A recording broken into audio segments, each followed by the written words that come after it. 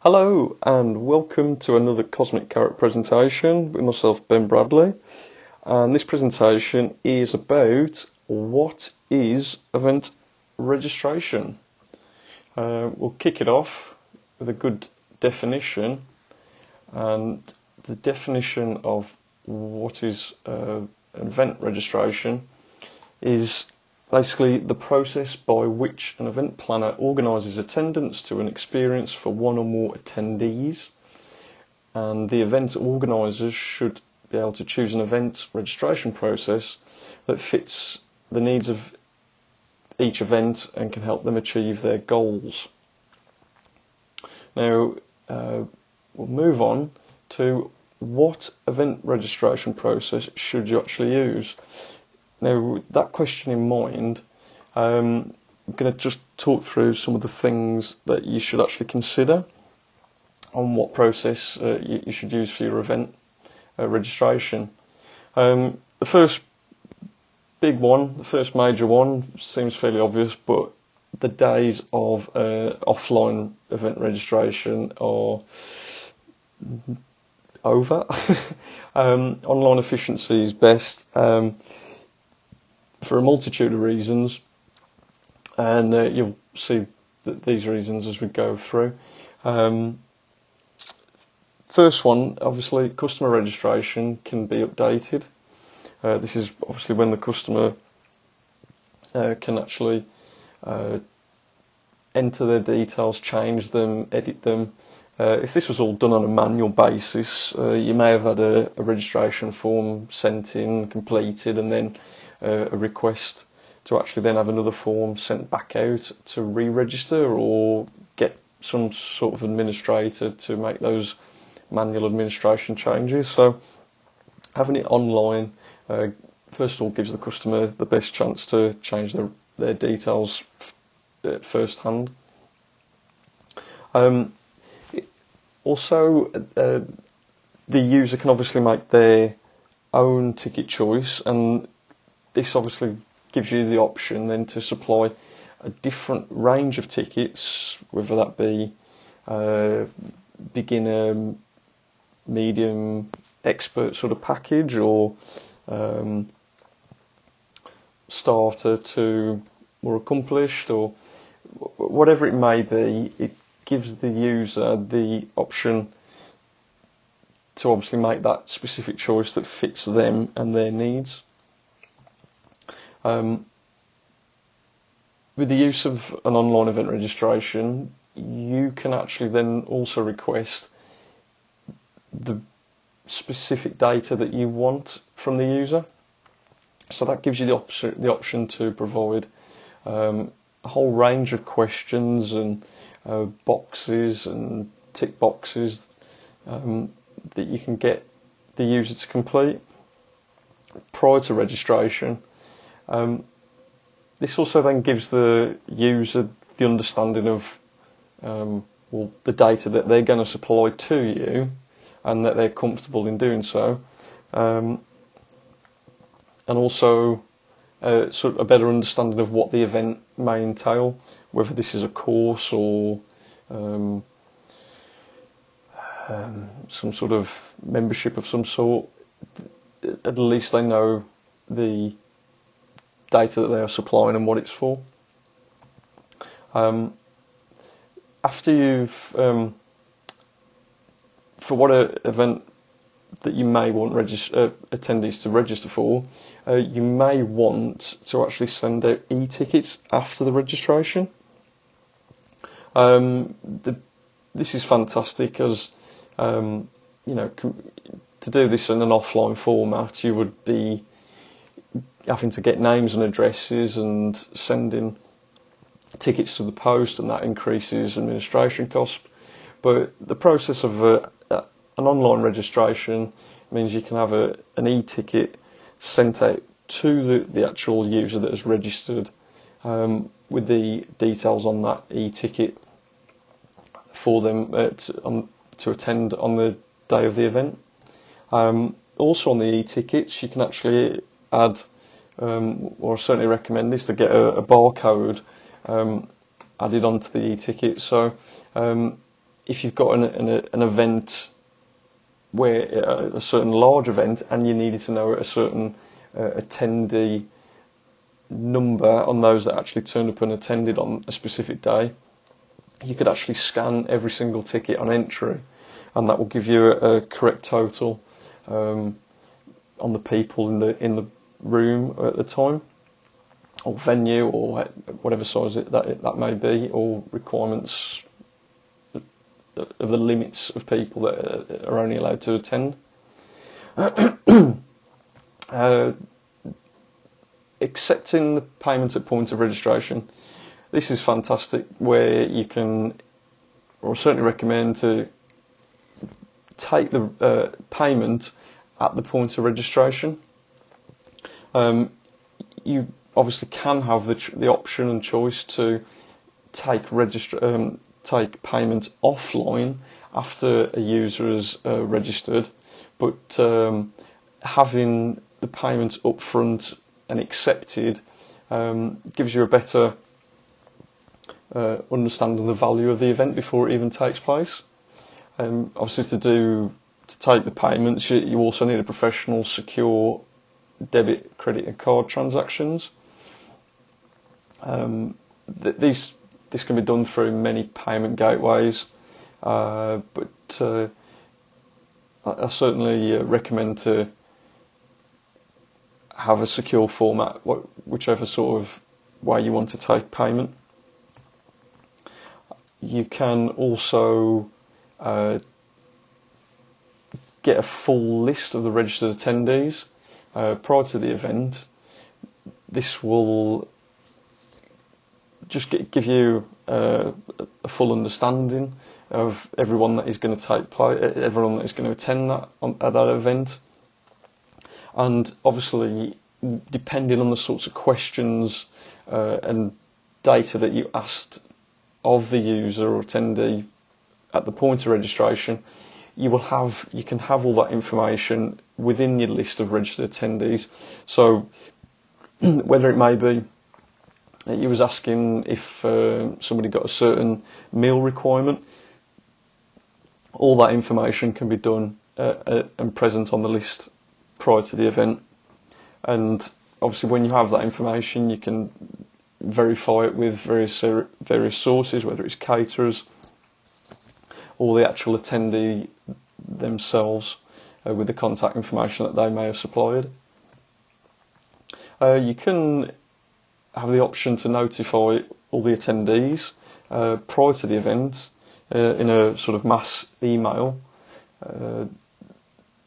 This is, you could either do a run of emails prior to the event, or you can just provide one or none at all, but having the option to contact them all with a short, quick message, even if it was for an emergency, to say the event is cancelled, this is great. Whereas if the event was offline, you'd have a very large phone bill trying to contact everybody to inform them.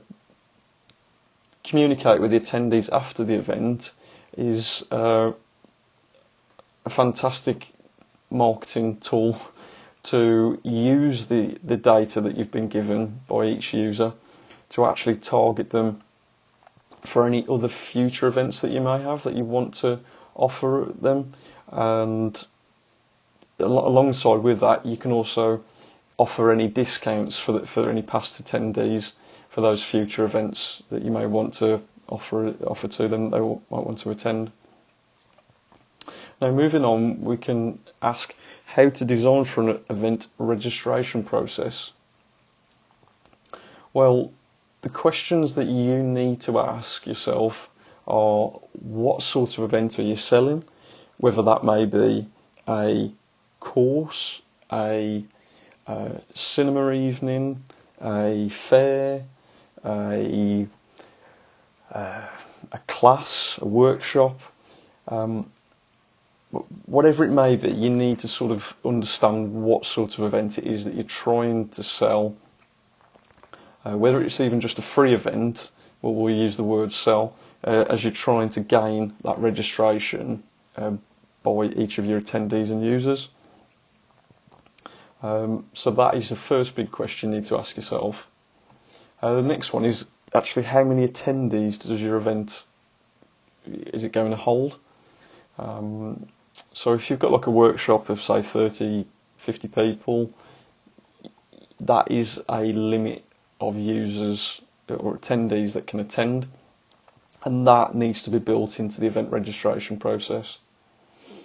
If it's a fair, say, and you have several hundred people and there's no limit on the numbers, then obviously the event registration process needs to have no limit of attendees. You then need to also think about, are there different options for registration? So is there a beginner's ticket or an expert's ticket, or whatever sort of ticket you may have that you want to sell, that you need to sort of understand that those are the sorts of options that you want to offer at registration. And as long as those are clear at the beginning, that provides a better process for the attendees. You need to gather all the questions all the questions and all the possible answers that you may require from your attendees. So such questions as, age, contact number, email address, name would be a good one. Obviously, depending on the event, if it's an event with a meal, do they have any food or allergy requirements? If it's an event with multiple times of attendance, you need to also then actually gauge which time they expect to attend. The list is endless really, but whatever sort of information you need to sort of get all those questions up front and ready at the beginning of the registration process. Do you want to send out a e-ticket of some sort where either users can print out to make it in a physical format, or do you want them to have a digital e-ticket that they can bring on their smartphones to scan on entry? And just carrying on. So do you need to scan any tickets on entry? This is mainly for events that have a limit. So it's really important to sort of understand that if there's a limited attendee number of 500 attendees, then you need to actually get each ticket scanned on entry to avoid overcrowding at the event. If your event requires payment at register, you need to obviously gauge all the costs of each ticket, or just the single price of each of that ticket that you want to sell. And obviously, if you do need to take a payment, then is your website ready and set up to take secure card transactions? Excuse me. If not, then that is something that needs to be taken in consideration before the event registration process is set up. Who needs to know who has registered? If you've got caterers that need to know certain requirements for meals, they may need to know who's attending. If you've got a wedding that you're taking registration for an RSVP format, certainly there'll be a number of different parties in the wedding planning that will want to know who has registered and who hasn't. And again, those who are concerned on the attendee limits of an event, they'll also want to know who has registered as well prior to the event. Do you need to communicate prior to the event? So if you do need to send out a sort of information for users to bring some items with them prior to an event, then that is something that needs to be taken into consideration and will have to be communicated, and also to consider exactly what date and time prior to the event you then need to send that communication out to them. Do you want to target market to those attendees after the event? That's something else to consider, because obviously once the event's taken place, time can pass pretty quickly, and you may lose that moment of actually catching the attendees' attention to maybe re-attend or go to a different sort of event afterwards. So having the thought process to communicate with them after the event and target them specifically will actually then give you a better chance of them opting into future other events.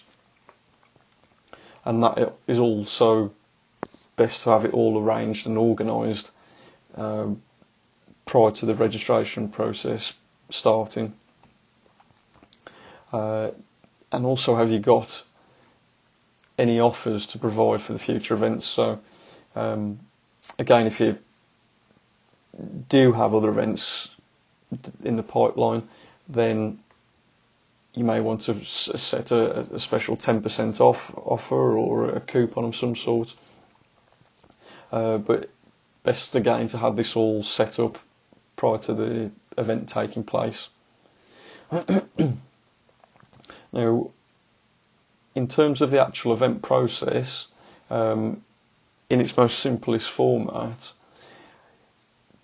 the event details is the first page that is shown, and the details that some of the details that certainly need to be on there are the date, the location, and the cost of the event, even if this is free.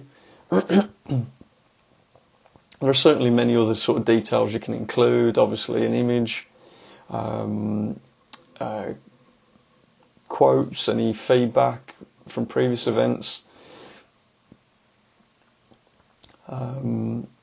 just any sort of information that you may want to provide to possible attendees that may entice them and get them to actually sign up and attend. The next page, as part of the event registration process, is to actually allow the user to select which ticket they want to register for, as you may have an option. And once they've actually selected that option, the user then needs to be able to complete the details that you want them to complete. Once they've submitted those details, the next page is to go to the checkout, and the user will actually needs to confirm the details that they have entered are correct and they are happy and ready to proceed with payment. Then the payment is then taken by the user, obviously entering their card details, or if there's some other cryptocurrency in place. And then the fifth and final page, roughly in the process, is the actual confirmation and thank you that the registration has been completed and accepted and the payment has been taken. That is a very short summary of what the event process is, but if you have any further, if you would like your event registration process setting up, or any questions or any further development that you may require, then you can certainly contact me at cosmiccarrot.com with the various ways to contact me there. So thanks very much.